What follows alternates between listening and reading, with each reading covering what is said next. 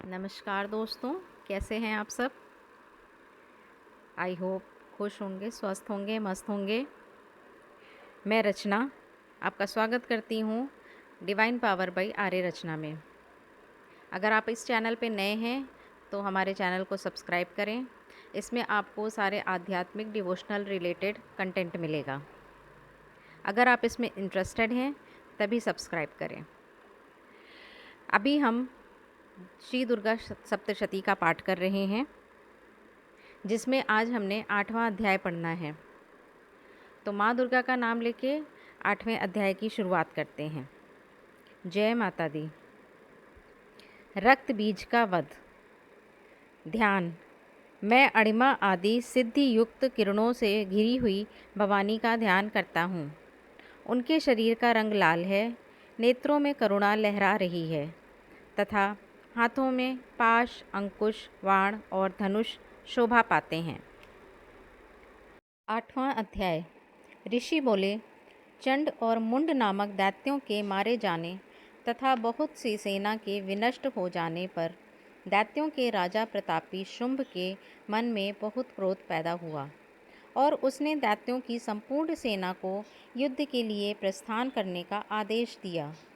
वह बोला, आज उदययुध नाम के 86 दैत्य सेनापति अपनी सेनाओं के साथ युद्ध के लिए कूच करें और कंबू नाम वाले दैत्यों के 84 सेना नायक अपनी अपनी सेनाओं से घिरे हुए यात्रा करें।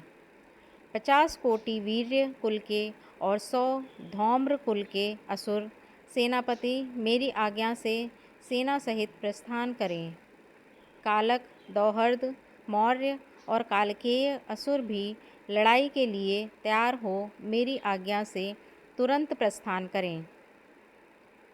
भयानक शासन करने वाला असुर राज शुंभ इस प्रकार आज्ञा दे सहस्त्रों बड़ी बड़ी सेनाओं के साथ युद्ध के लिए प्रस्तुत हुआ। उसके अत्यंत भयंकर सेना को आती देख चंडिका ने अपने धनुष की टंकार से पृथ्वी और आकाश के बीच का भाग गुंजा दिया। राजन, तदनंतर देवी के सिंह ने बड़े जोर से दहाड़ना आरंभ किया। फिर अंबिका ने घंटे की आवाज़ से उस निनाद की और भी अधिक बढ़ा दिया। धनुष की टंकार, सिंह की दहाड़ और घंटे की ध्वनि से संपूर्ण दिशाएं गूंज उठीं। उसी भयंकर शब्द से काली ने अपने विकराल मुख को और बढ़ा लिया तथा इस प्रकार वे विजयिनी हुईं। उस तुमुल घोष को सुनकर दैत्यों की सेनाओं ने चारों ओर से आकर चंडिका देवी, सिंह तथा काली देवी को क्रोधपूर्वक घेर लिया।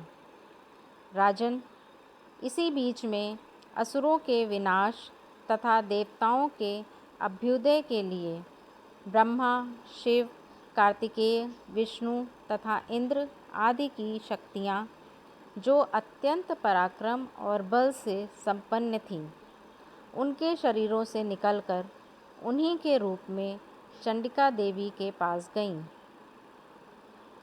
जिस देवता जैसा रूप, जैसी वेशभूषा और जैसी सवारी है, ठीक वैसे ही साधनों से संपन्न हो, उसकी शक्ति असुरों से युद्ध करने के लिए आई।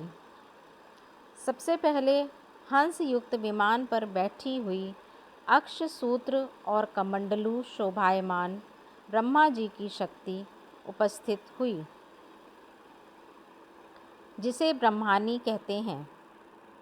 महादेवी की शक्ति वृषभ पर आरूढ़ हो, हाथों में श्रेष्ठ त्रिशूल धारण किए, महानाग का कंकण पहने, मस्तक में चंद्र रेखा से विभूषित हो वहाँ पहुँची। कार्तिकेय जी की शक्ति रूपा जगदम्बिका उन्हीं का रूप धारण किए श्रेष्ठ मयूर पर विराजमान हो, हाथ में शक्ति लिए दैत्यों से युद्ध करने के लिए आईं। इसी प्रकार भगवान विष्णु की शक्ति गरुड़ पर आरूढ़ हो शंख, चक्र, गदा, शार्ग, धनुष तथा खड्ग धारण किए वहाँ आईं। अनुपम यज्ञ वाराह का रूप धारण करने वाले श्री हरि की शक्ति भी वाराह शरीर धारण करके वहाँ उपस्थित हुई। नारसिंह शक्ति भी नृसिंह शक्ति के सदृश शरीर धारण करके वहाँ आई। इसके गर्दन के बालों के झटके से आकाश के तारे बिखर पड़ते थे। इसी प्रकार इंद्र शक्ति वज्र हाथ में साधे गजराज ऐरावत पर आसीन हो आई। उसके भी सहस्त्र नेत्र थे। जैसा इंद्र का रूप है वैसा ही उसका भी था। तदनंतर उन देव शक्तियों से घिरे हुए महादेव जी ने चंडिका से कहा, मेरी संतुष्टि के लिए तुम शीघ्र ही इन असुरों का विनाश करो। तब देवी के शरीर से अत्यंत भयानक और परम उग्र चंडिका शक्ति उत्पन्न हुई, जो सैकड़ों गीदड़ियों की भांति शब्द करने लगी। उस अपराजिता देवी ने धूमिल जटा वाले महादेव जी से कहा, भगवान, आप शुंभ निशुंभ के पास दूत बनकर जाइए और उन अत्यंत घमंडी दानव शुंभ एवं निशुंभ से कहिए, साथ ही उनके अतिरिक्त भी जो दानव युद्ध के लिए वहाँ उपस्थित हों, उनको भी यह संदेश दीजिए। दैत्यों, यदि तुम जीवित रहना चाहते हो तो पाताल को वापस चले जाओ। इंद्र को त्रैलोक्य का राज्य मिल जाए और देवता यज्ञ भाग का भोग करें। यदि अपने बल के घमंड से चूर तुम युद्ध करना चाहते हो तो आओ, मेरी योगिनियाँ तुम्हारे कच्चे मांस से तृप्त हों। क्योंकि उस देवी ने भगवान शिव को दूत के कार्य में नियुक्त किया था, इसलिए वह शिवदूती के नाम से संसार में विख्यात हुई। भगवान शिव के मुँह से देवी के वचन सुनकर वे महादैत्य भी क्रोध में भर गए और जहाँ कात्यायनी विराजमान थी उस ओर बढ़े। इसके बाद वे दैत्य क्रोध में भरकर पहले ही देवी के ऊपर बाण, शक्ति और दृष्टि आदि अनेकों अस्त्रों की वर्षा करने लगे। तब देवी ने भी खेल खेल में ही धनुष की टंकोर की और उससे छोड़े हुए बड़े बड़े बाणों द्वारा दैत्यों के चलाए हुए बाण, शक्ति और फरसों को काट डाला। फिर काली उनके आगे होकर शत्रुओं को शूल के प्रहारों से विदीर्ण करने लगीं और खड्गांग से उनका कचूमर निकालती हुई रणस्थली में विचरने लगीं। ब्रह्माणी भी जिस जिस ओर जाती उसी उसी ओर अपने कमंडलों का जल छिड़ककर शत्रुओं के ओज और पराक्रम को नष्ट कर देती थीं। माहेश्वरी ने त्रिशूल से तथा वैष्णवी ने चक्र से और अत्यंत क्रोध में विह्वल हुई कुमार कार्तिकेय की शक्ति ने दैत्यों का संहार आरंभ किया। इंद्र शक्ति के प्रहार से आहत हो सैकड़ों दैत्य दानव रुधिर धारा बहाते हुए धराशायी हो गए। वाराही शक्ति ने कितनों को अपनी थूथुन की मार से नष्ट किया। दाढ़ों के अग्रिम भाग से कितनों की छाती फाड़ डाली तथा कितने ही दैत्यों चक्र की चोट से विदीर्ण हो गए। नारसिंही भी दूसरे दूसरे महादैत्यों को अपने नखों से विदीर्ण करके खाती और सिंहनाद से दिशाओं एवं आकाश को गुंजाती हुई युद्ध क्षेत्र में आबाद विचरने लगी। शिवदूती के प्रचंड अट्टहास से अत्यंत भयभीत हो कितने ही असुर पृथ्वी पर गिर पड़े। उन्हें शिवदूती ने उस समय अपना ग्रास बना लिया। इस प्रकार क्रोध में भरे मातृगणों को नाना प्रकार के उपायों से बड़े बड़े असुरों का मर्दन देख दैत्य सैनिक भाग खड़े हुए। मातृगणों से पीड़ित दैत्यों को युद्ध से भागते देख रक्त बीज नाम का महादैत्य कुपित हो युद्ध के लिए आगे बढ़ा।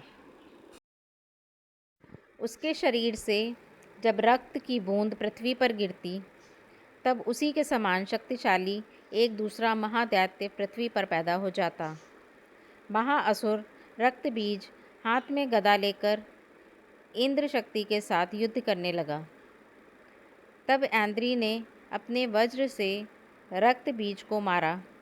वज्र से घायल होने पर उसके शरीर से रक्त बहने लगा और उससे उसी के समान रूप तथा बल वाले योद्धा उत्पन्न होने लगे। उनके शरीर से खून की जितनी बूंदें गिरी, उतने ही दैत्य उत्पन्न हो गए। सब रक्त बीज के समान ही वीर्यवान, बलवान तथा पराक्रमी थे। वे रक्त से होने वाले दैत्य भी अत्यंत भयंकर अस्त्र शस्त्रों का प्रहार करते हुए मातृगणों के साथ अत्यंत घोर युद्ध करने लगे। पुनः वज्र के प्रहार से जब उसका मस्तक घायल हुआ, तो उससे रक्त बहने लगा, जिससे हजारों वैसे ही पुरुष उत्पन्न हो गए। वैष्णवी ने युद्ध में रक्त बीज पर चक्र का प्रहार किया तथा ऐन्द्री ने दैत्य सेनापति को गदा से चोट पहुंचाई। वैष्णवी के चक्र से घायल होने पर उसके शरीर से जो रक्त बहा, उससे उसी के बराबर आकार वाले सहस्त्रों महादैत्य प्रकट हुए। उनके द्वारा संपूर्ण जगत व्याप्त हो गया। कौमारी ने शक्ति से, वाराही ने खड्ग से और माहेश्वरी ने त्रिशूल से महादैत्य रक्तबीज को घायल किया। उस महादैत्य रक्तबीज ने भी क्रोध में भरकर गदा से सभी मातृ शक्तियों पर पृथक पृथक प्रहार किया। शक्ति और शूल आदि से अनेक बार घायल होने पर जो उसके शरीर से रक्त की धारा पृथ्वी पर गिरी, उससे भी सैकड़ों असुर उत्पन्न हुए। इस प्रकार उस महादैत्य के रक्त से प्रकट हुए असुरों द्वारा संपूर्ण जगत व्याप्त हो गया। इससे देवता आतंकित हो उठे। देवताओं को उदास देख चंडिका ने काली से शीघ्रतापूर्वक कहा, चामुंडे, तुम अपने मुख को और भी विस्तृत करो तथा मेरे शस्त्रपात से गिरने वाले रक्त बिंदुओं और उससे उत्पन्न होने वाले महादैत्यों को तुम अपने इस उतावले मुख से खा जाओ। इस प्रकार रक्त से उत्पन्न होने वाले महादैत्यों का भक्षण करती हुई तुम रण में विचरती रहो। ऐसा करने से उस दैत्य का सारा रक्त खत्म हो जाने पर वह स्वयं भी नष्ट हो जाएगा। उन भयंकर दैत्यों को जब तुम खा जाओगी तो दूसरे नए दैत्य उत्पन्न नहीं हो सकेंगे। यूँ कहकर चंडिका देवी ने शूल से रक्त बीज को मारा और काली ने अपने मुख में उसका रक्त ग्रहण कर लिया।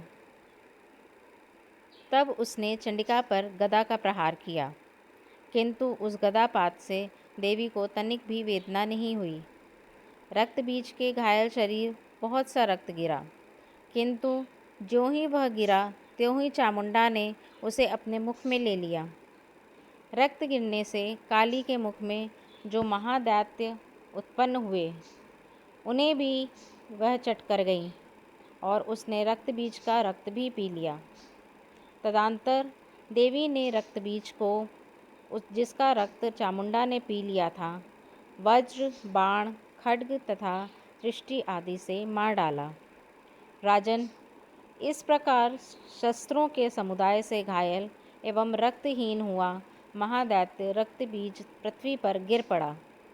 नरेश्वर, इससे देवताओं को अत्यधिक हर्ष की प्राप्ति हुई और मातृगण उन असुरों के रक्तपान के मद से उद्यत होकर नाचने लगे। इति रक्तबीज वध नामक 8वां अध्याय समाप्त। दोस्तों, ये थी रक्त बीज के वध की कथा माँ दुर्गा के हाथों से। तो ये अध्याय अब यहीं समाप्त करते हैं और कल हम पढ़ेंगे दुर्गा सप्तशती का 9वां अध्याय।